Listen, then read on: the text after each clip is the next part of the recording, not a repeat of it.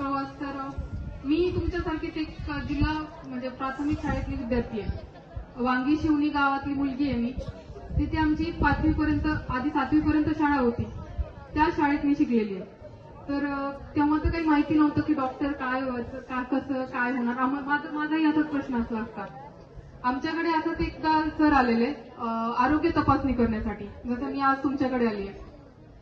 तर डॉक्टर आमचा असा प्रश्न होता की हे डॉक्टर तर बीडमध्ये असतात किंवा एखाद्या दवाखान्यामध्ये बसलेले असतात, ते इकडे का आले आणि हे असं का करतायत। तेव्हा मग त्यांनी सांगितलं की आरोग्य तपासणी ही लहान मुलांपासून झाली पाहिजे।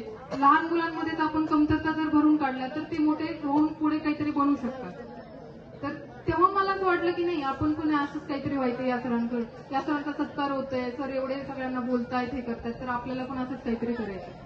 तर 1ली ते 7वी माझं गावाकडे शिक्षण झालं। तेव्हा वाटलं होतं की आपण